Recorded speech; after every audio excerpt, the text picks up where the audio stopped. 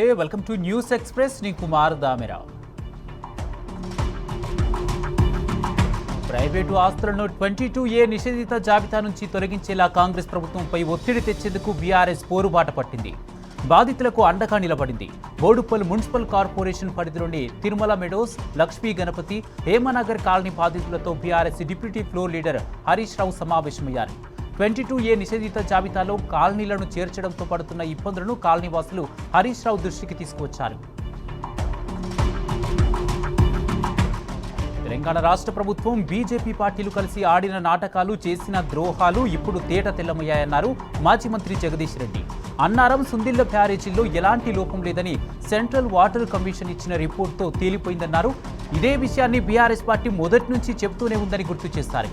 కేవలం ఎన్డీఏసీను బూచిగా చూపుతూ రాష్ట్ర ప్రభుత్వం చెప్పిన అబద్ధమే మళ్లీ చెప్పుకుంటూ తెలంగాణ రైతాంగాన్ని, ప్రజల్ని మోసం చేసిందని మండిపడ్డారు. కమిషన్లకు అలవాటు పడ్డ కాంగ్రెస్ సర్కారు లక్షలాది ఎకరాలకు నీళ్లివ్వకుండా ద్రోహం చేస్తుందని విమర్శించారు.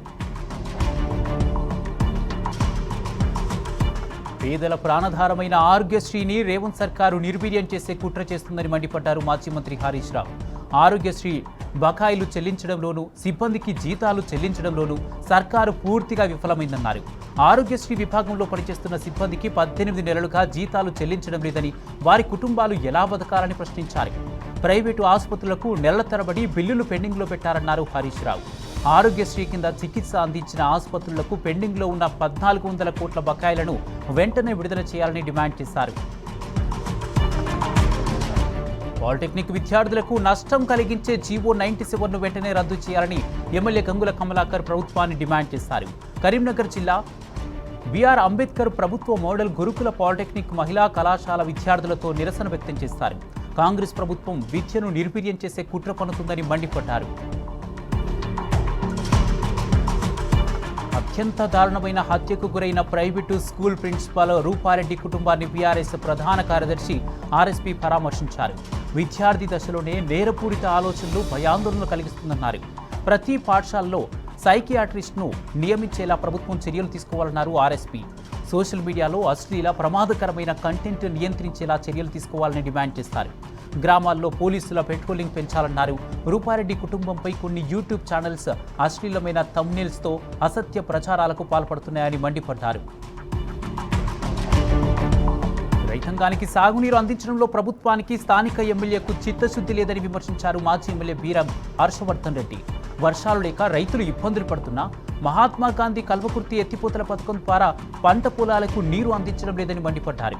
అంతకుముందు నాగర్ కర్నూలు జిల్లా పెద్దకొత్తపల్లి శివార్లో మహాత్మా గాంధీ కల్వకుర్తి ఎత్తిపోతల ప్రాజెక్టులోని D8 కాలువను పరిశీలించారు. కాలువలలో పూడిక తీయకపోవడం, కనీస రిపేర్లు చేయలేదని అధికారులపై విరుచుకుపడ్డారు. కేసీఆర్ కట్టిన డబుల్ బెడ్రూమ్ ఇళ్లను ఇందిరమ్మ ఇళ్లని మంత్రి పొంగిరెడ్డి చెప్పుకోవడం విడ్డూరంగా ఉందని మాజీ ఎమ్మెల్యే బిఘాల గణేష్ మండిపడ్డారు. నిజామాబాద్ నడిబొట్టిన పొంగిరెడ్డి పచ్చి అబద్ధాలు మాట్లాడారని ఆగ్రహం వ్యక్తం చేస్తారు. కాంగ్రెస్ పార్టీలో ప్రజాప్రతినిధుల మధ్య సఖ్యత లేదని అన్నారు. కాంగ్రెస్, బీజేపీలపై ప్రజల్లో తీవ్ర వ్యతిరేకత ఉందని, వచ్చే ఎన్నికల్లో బీఆర్ఎస్ గెలుపు ఖాయమన్నారు. నిజామాబాద్ ప్రజలకు మంత్రి పొంగిరెడ్డి క్షమాపణలు చెప్పాలని డిమాండ్ చేశారు. ప్రపంచ స్థాయి విద్యా వ్యవస్థ అంటూ గొప్పలకు పోతున్న రేవంత్ ప్రభుత్వం విద్యార్థులకు కనీసం నాణ్యమైన యూనిఫారాలు అందించలేని దుస్థితిలో ఉందని మండిపడ్డారు మాజీ మంత్రి హరీష్ రావు. కొన్ని చోట్ల అసలు యూనిఫారాలు అందలేదు, అందిన చోట కొలతలు సరిగ్గా లేవు, కుట్లు ఊడిపోతున్నాయి, ఉతికితే రంగులు వెలిసిపోతున్నాయని ఆగ్రహం వ్యక్తం చేస్తారు. 2 జతల యూనిఫారాలు ఇవ్వాల్సి ఉండగా చాలా చోట్ల 1 జత కూడా పూర్తిగా ఇవ్వలేదని అన్నారు. సీఎం రేవంత్ కు గుజరాత్ దళారులపై ఉన్న ప్రేమ తెలంగాణ చేనేత కార్మికులపై లేదని విమర్శించారు. చేనేత కార్మికులకు ఉపాధి కల్పించేలా స్థానికంగా యూనిఫారాల తయారీకి ప్రాధాన్యత ఇవ్వాల్సింది పోయి కమిషన్ల కోసం బడా కార్పొరేట్ నుంచి నాసి రకం యూనిఫారాలు అందించినట్లు తెలిపారు. ఆదిలాబాద్ జిల్లాకు రాష్ట్ర మంత్రి లక్ష్మణ్ వచ్చి దివ్యాంగులకు సైకిళ్లు అందజేసే విషయం కనీసం ఎమ్మెల్యేలకు సమాచారం లేదని బోధ్ ఎమ్మెల్యే అనిల్ జాదవ్ అధికారులపై ఆగ్రహం వ్యక్తం చేశారు. ప్రజలు ఎన్నుకున్న ఎమ్మెల్యేలకు అధికారులు కనీసం సమాచారం ఇవ్వకపోవడం సరైన పద్ధతి కాదని మండిపడ్డారు. కొత్తగా చట్టాలు తీసుకొచ్చి ఏళ్ల తరబడి మారుమూల ప్రాంతాల్లో నివాసం ఉంటున్న గిరిజనులను ఫారెస్ట్ అధికారులు ఇబ్బందులకు గురి చేయడం మానుకోవాలని అనిల్ జాదవ్ సూచించారు. తెలంగాణలోని నలుమూలలకు ఐటీ రంగాన్ని విస్తరించాలన్న తెలంగాణ తొలి ముఖ్యమంత్రి కేసీఆర్ సంకల్పానికి మరో ముందడుగు పడింది. అడవుల జిల్లాగా పేరొందిన ఆదిలాబాద్ సిగలో ఐటీ వెలుగులు విరచిమ్ముతున్నాయి. ఆదిలాబాద్ ఐటీ టవర్ సిద్ధమవడంతో ఐటీ టవర్ వద్ద బీఆర్ఎస్ వర్కింగ్ ప్రెసిడెంట్ కేటీఆర్ చిత్రపటానికి పాలాభిషేకం చేశారు ముఖారకే గ్రామ యువకులు. 58 కోట్లతో ఐటీ టవర్ను నిర్మించడంతో 2000 మంది స్థానికులకు ఉపాధి లభిస్తుందని హర్షం వ్యక్తం చేశారు. ఆర్యవైశ్య కులస్తులు అన్ని రంగాల్లో రాణించాలని ఎమ్మెల్యే ముఠా గోపాల్ అన్నారు. ఒకవైపు వ్యాపార రంగాల్లో రాణిస్తూనే మరోవైపు సామాజిక సేవా కార్యక్రమాల్లో ఆర్యవైశ్యులు ముందుంటారని పేర్కొన్నారు. ఆర్యవైశ్య గాంధీనగర్ నూతన కార్యవర్గ ప్రమాణ స్వీకార కార్యక్రమ మహోత్సవం ముషిరాబాద్లోని ఆర్యవైశ్య హాస్టల్ భవనంకు ఘనంగా జరిగింది. కాళేశ్వరం ప్రాజెక్టు రైతు జీవనాధారమని మాజీ జెడ్పీ చైర్పర్సన్ దావా వసంత అన్నారు. CWPRS నివేదికతో సీఎం రేవంత్ రెడ్డి కుట్రలు పటాపంచలయ్యాయన్నారు. మేడిగడ్డ, అన్నారం, సుందిళ్ల బ్యారేజీలు సక్రమంగా ఉన్నాయని నివేదికలో పేర్కొన్నారని వివరించారు. కన్నెపల్లి పంప్ హౌస్ నుంచి వెంటనే నీటిని ఎత్తిపోసి సాగు, తాగునీటి అవసరాలు తీర్చాలని వసంత డిమాండ్ చేశారు. తన పుట్టినరోజు సందర్భంగా బీఆర్ఎస్ పార్టీ ఆస్ట్రేలియా శాఖ వ్యవస్థాపక అధ్యక్షులు కాసర్ల నాగేందర్ రెడ్డి గ్రీన్ ఇండియా ఛాలెంజ్లో పాల్గొన్నారు. మెల్బోర్న్లోని తన నివాసంలో మొక్కలు నాటారు. పుట్టినరోజు సందర్భంగా మొక్కలు నాటడం చాలా ఆనందంగా ఉందన్నారు. ప్రతి ఒక్కరూ 3 మొక్కలు నాటాలని, ముఖ్యంగా యువకులు పెద్ద ఎత్తున పాల్గొని మన ప్రకృతిని మనమే కాపాడుకోవాలన్నారు. జగిత్యాల జిల్లా తిమ్మాపూర్లో దారుణం జరిగింది. తెల్లవారుజామున పని నిమిత్తం వెళ్తున్న వృద్ధిరాలపై గుర్తు తెలియని వ్యక్తులు అత్యాచారం చేసి గొంతు నిలిమి చంపారు. విషయం తెలిసి సంఘటన స్థలానికి చేరుకున్న బీఆర్ఎస్ ప్రధాన కార్యదర్శి జీవన్ రెడ్డి మహిళ అనుమానాస్పద మృతి పట్ల విచారం వ్యక్తం చేశారు. అనంతరం బాధిత కుటుంబ సభ్యులను పరామర్శించారు. వృద్ధ మహిళపై ఘాతుకానికి పాల్పడిన వారిని వెంటనే పోలీసులు గుర్తించి నిందితులపై కఠిన చర్యలు తీసుకోవాలని డిమాండ్ చేశారు. ఉద్యోగుల హక్కుల సాధన కోసం బీఆర్ఎస్ నాయకుడు ఏనుగుల రాకేష్ రెడ్డి ఆధ్వర్యంలో హన్మకొండ జిల్లాలో 2K రన్ నిర్వహించారు. ఏకశిల పార్క్ నుంచి ఆర్ట్స్ కాలేజీ గ్రౌండ్ వరకు రన్ కొనసాగింది. ఉద్యోగులు, యువత 2K రన్లో పెద్ద ఎత్తున పాల్గొన్నారు. రాష్ట్ర చరిత్రలో ఉద్యోగుల సమస్యల కోసం 2K రన్ నిర్వహించడం తొలిసారి అని అన్నారు రాకేష్ రెడ్డి. భద్రాద్రి కొత్తగూడెం జిల్లా గుర్రాయిగూడెం ఇందిరమ్మ ఇళ్ల గృహప్రవేశ కార్యక్రమానికి వెళ్తుండగా ఎమ్మెల్యే ఆదినారాయణకు నిరసన సెగ తగిలింది. చెండుగుండ మండలం గుండ్రాయిగూడెం నుంచి చండ్రగుండ వెళ్లే రోడ్డు గుంతలమయంగా మారిందని, దానిని బాగు చేయాలని డిమాండ్ చేస్తూ ఎమ్మెల్యేలను అడ్డుకున్నారు గ్రామస్తులు. రోడ్డుపై బైఠాయించి ఆందోళన చేపట్టారు. గత 3 ఏళ్లుగా రోడ్డు అస్తవ్యస్తంగా తయారైందని మండిపడ్డారు. వర్షాకాలం వస్తే చాలు రైతులు, గ్రామస్తులు, స్కూల్ పిల్లలు ఆ రోడ్డుపై వెళ్లాలంటే నరకం చూడాల్సి వస్తుందని విరుచుకుపడ్డారు. రేవంత్ పాలనలో నిత్యం నిరసనలు, ధర్నాలు జరుగుతూనే ఉన్నాయి. సర్కారు మోసం చేయడంతో అన్ని వర్గాల వారు రోడ్లపైకి వస్తున్నారు. తమ సమస్యలను పరిష్కరించాలంటూ రాష్ట్ర ఆటో యాప్ ఆధారిత సంఘాల జేఏసీ ప్రకటించింది. ఇవాళ అర్ధరాత్రి నుంచి బంద్కు దిగుతున్నట్లు ఆటో, స్కూల్ వ్యాన్ల డ్రైవర్లు ప్రకటించారు. ఈ బంద్కు BPTMM, BRTU, BMS, CITU, TUCI, TNTUC వంటి కార్మిక సంఘాలు మద్దతు ప్రకటించాయి. రాష్ట్ర ముఖ్యమంత్రి రేవంత్ రెడ్డిపై అనుచిత వ్యాఖ్యలు చేసిన కొండా సుస్మితా పటేల్ బేషరతుగా క్షమాపణ చెప్పాలని కాంగ్రెస్ నాయకులు డిమాండ్ చేశారు. వరంగల్ తూర్పు నియోజకవర్గంలో కొండా దంపతులు అభివృద్ధికి బదులు రౌడీయిజాన్ని పెంచి పోషించారని మండిపడ్డారు. పార్టీకి నష్టం కలిగించే కొండా సురేఖను వెంటనే బర్తరఫ్ చేయాలని కాంగ్రెస్ నాయకులు డిమాండ్ చేశారు.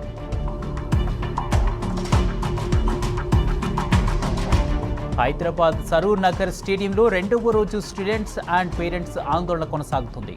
గత 3 నెలలుగా స్టేడియంలో క్రికెట్ కోచ్ లేడంటూ నిరసన తెలిపారు. అధికారులు వెంటనే క్రికెట్ కోచ్ను ఏర్పాటు చేయాలని డిమాండ్ చేశారు. లేదంటే ఆందోళనను తీవ్రతరం చేస్తామని హెచ్చరించారు.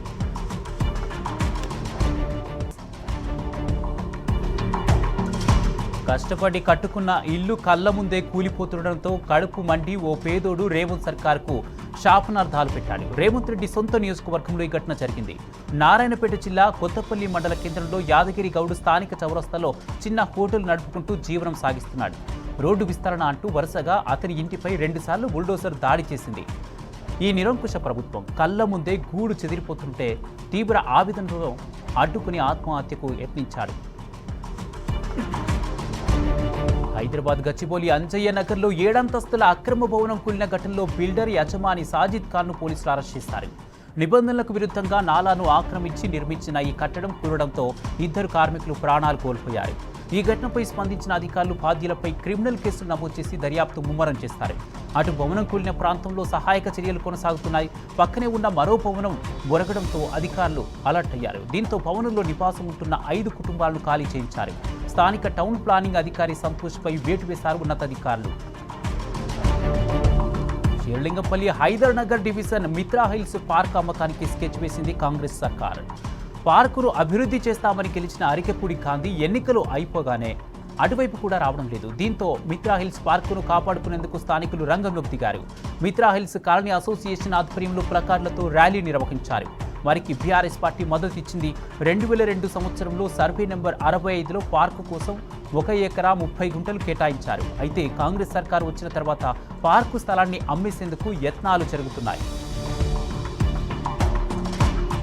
మధ్యమత్తులో యువకులు హల్చల్ చేసిన సంఘటన నాగర్ కర్నూలు జిల్లా బిజినపల్లి మండలం గుండనర్పాలో చోటు చేసుకుంది. కొందరు యువకులు గ్రామానికి చెందిన బాగాని రాజును కిడ్నాప్ చేయడానికి యత్నించడంతో గ్రామస్తులు అడ్డుకున్నారు. దీంతో యువకుడిని అక్కడే వదిలేసి పరుగులు తీశారు.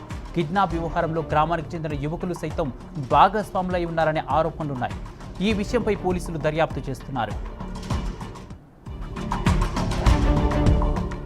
ఏజ్ జస్ట్ నెంబర్ మాత్రమే అని నిరూపించారు మహబూబ్ నగర్కి చెందిన డాక్టర్ మంజుల. 50 ఏళ్ల వయసులో బైక్పై లేహ్ లడఖ్ యాత్రను విజయవంతంగా పూర్తి చేస్తారు.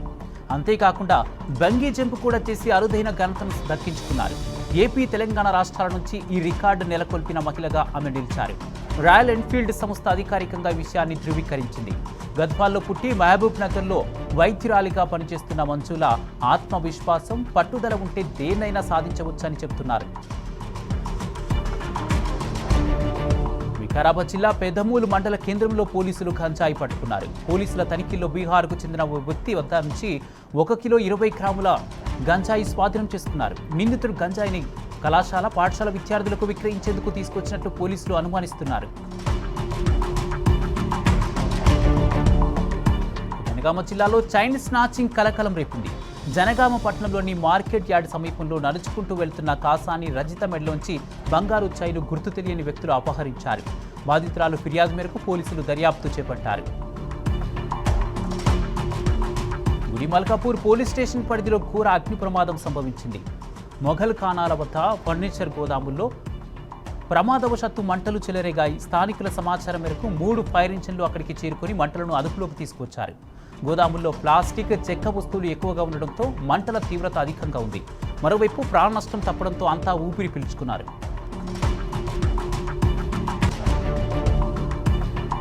యాదాద్రి లక్ష్మీ నరసింహస్వామి ఆలయంలో భక్తుల రద్దీ పెరిగింది. శ్రావణ మాసంతో పాటు వీకెండ్ ఆదివారం సెలవులు కావడంతో ఆలయానికి భక్తులు పోటెత్తారు. స్వామివారి దర్శనానికి క్యూలైన్లలో భక్తులు బారులు తీరారు. ప్రత్యేక దర్శనానికి గంట సమయం, సర్వదర్శనానికి 4 గంటల సమయం పడుతుంది. నిర్మల్ జిల్లా బాసర శ్రీ జ్ఞాన సరస్వతి అమ్మవారిని దర్శించుకునేందుకు తెలుగు రాష్ట్రాలతో పాటు మహారాష్ట్ర నుంచి భక్తులు పెద్ద సంఖ్యలో తరలివచ్చారు. శ్రావణ మాసం ఏకాదశి మూల నక్షత్రం కలిసి రావడంతో పవిత్ర గోదావరి నదిలో భక్తులు పుణ్య స్నానాలు ఆచరించి అమ్మవారిని దర్శించుకున్నారు. భక్తులకు ఎలాంటి ఇబ్బందులు కలగకుండా అధికారులు తగిన ఏర్పాట్లు చేస్తారు. అమెరికాలో భారతీయ యువకుడు హత్యకు గురయ్యాడు. అమెరికా న్యూయార్క్ నగరంలో జరిగింది. పంజాబ్ కబుల్తారా జిల్లాలోని జబోవాల్ గ్రామానికి చెందిన గుర్దీప్ సింగ్ 2017లో అమెరికా వెళ్ళాడు. అమెరికాలో పిజ్జా డెలివరీ పార్ట్నర్గా పనిచేస్తున్నాడు. న్యూయార్క్ నగరంలో పిజ్జా డెలివరీ చేసేందుకు వెళ్తుండగా బ్రూక్లిన్ వద్ద అతనిపై ఓ వ్యక్తి కాల్పులు జరపగా గుర్దీప్ సింగ్ అక్కడికక్కడే మరణించాడు. అమెరికాలో మరో భారత జాతీయుడు దుండగుల కాల్పులకు బలయ్యాడు. టెన్నెసీ రాష్ట్రంలోని జాక్సన్ నగరంలో ఈ విషాద ఘటన చోటు చేసుకుంది. గుజరాత్కు చెందిన 56 ఏళ్ల సురేష్ పటేల్ తన కుమార్తెతో కలిసి షాప్లో ఉండగా ఈ దారుణ ఘటన జరిగింది. అయితే కుమార్తె కళ్ళెదుటే తండ్రిని దుండగులు కాల్చి చంపడం స్థానికంగా తీవ్ర కలకలం రేపింది. వినాయక విగ్రహ ఊరేగింపులో అపశృతి నెలకొంది. భారీ విగ్రహాన్ని ఊరేగింపుతో తరలిస్తున్న సమయంలో కింద పడడంతో 2 ప్రాణాలు కోల్పోగా 5 గాయపడ్డారు. దక్షిణ ముంబైలోని బులేశ్వర్కు 22 అడుగుల భారీ వినాయక విగ్రహాన్ని ఊరేగింపుగా తీసుకురావడానికి ఏర్పాట్లు చేశారు. విగ్రహాన్ని తరలిస్తుండగా ఘటన జరిగింది. మృతులు సంకేత్ నేపే, బ్రిజేష్ హేమంత్ జోషిగా గుర్తించారు. వంకాయ కూరతో రోటీలు తిన్న తర్వాత అక్కా చెల్లెలైన ముగ్గురు బాలికలు తీవ్ర అస్వస్థతకు గురై మరణించారు. మధ్యప్రదేశ్లోని చదల్పూర్ జిల్లాలో పిపోరా కుర్ద్ గ్రామంలో జరిగిన సంఘటన భయభ్రాంతులకు గురిచేసింది. సమాచారం తెలుసుకున్న పోలీసులు, వైద్యులు మృతదేహాలను పరిశీలించారు. మృతికి గల కారణాలు ఆరా తీస్తున్నారు.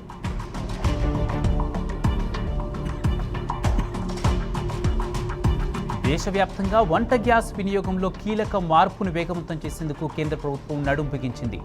ఎల్పీజీ సిలిండర్ల నుంచి పీఎన్జీకి మారే ప్రక్రియను వేగవంతం చేసేందుకు ప్రతి జిల్లాలో ఒక నోడల్ అధికారిని నియమించాలని రాష్ట్రాలు, కేంద్రపాలిత ప్రాంతాలను ఆదేశించింది. పీఎన్జీ నెట్వర్క్ అందుబాటులో ఉన్న ప్రాంతాల్లో ఈ మార్పును త్వరితగతిన పూర్తి చేయడమే లక్ష్యంగా ఈ నిర్ణయం తీసుకుంది. ఒడిషా తీరంలో పనామాకు చెందిన కార్గో నౌక మునిగిపోయింది. దీంతో నౌకలో ఉన్న 22 మంది సిబ్బంది గల్లంతయ్యారు. పనామాకు చెందిన కార్గో నౌక సింగపూర్ వెళ్తుండగా ఒడిషా తీరంలో బంగాళాఖాతంలో ప్రమాదవశాత్తు మునిగిపోయింది.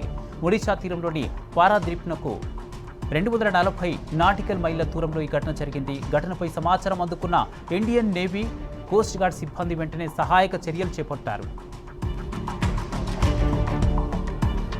జపాన్ను భూకంపం వణికించింది. తెల్లవారుజామున టోక్యో సహా తూర్పు జపాన్లో 5.9 తీవ్రతతో భూకంపం సంభవించింది. ఈ ఘటనలో 30 మందికి పైగా గాయపడినట్లు అగ్నిమాపక విపత్తు నిర్వహణ సంస్థ తెలిపింది. దక్షిణ ఇబరాకి ప్రిఫెక్చర్లో సముద్ర మట్టం నుంచి 70 కిలోమీటర్ల లోతులో భూకంప కేంద్రం ఉన్నట్టు అధికారులు గుర్తించారు. వందలాది ఇండ్లకు విద్యుత్ సరఫరా నిలిచిపోయింది. టోక్యో, సైతామా, చిబా ప్రాంతాలలో భవనాలు ఊగిపోయాయి. ప్రకంపనల వల్ల పలు ఎక్స్ప్రెస్ రైళ్ల రాకపోకలు ఆలస్యమయ్యాయి. రానున్న రోజుల్లో మరిన్ని ప్రకంపనలు రావచ్చని జపాన్ వాతావరణ విభాగం హెచ్చరించింది. శ్రీలంకతో జరుగుతున్న రెండో టెస్టులో భారత్ భారీ స్కోర్ దిశగా సాగుతుంది. టీమిండియా ఫస్ట్ ఇన్నింగ్స్లో తొలి రోజు ఆట ముగిసే సమయానికి 5 వికెట్ల నష్టానికి 300 పరుగులు చేసింది. ధ్రువ్ జురేల్ 7, సారామ్ షైన్ 4 నాటౌట్గా క్రీజ్లో ఉన్నారు. దేవదత్ పడిక్కల్ 117 మరోసారి శతకంతో ఆడుకున్నాడు. ఇటు శుభ్మన్ గిల్ 50, యశస్వి జైస్వాల్ 45, రవీంద్ర జడేజా 43 రాణించారు. శ్రీలంక బౌలర్లో అసితా ఫెర్నాండో 3, లాహిర్ కుమార, కేశరా నవంతు 1 వికెట్ తీస్తారు.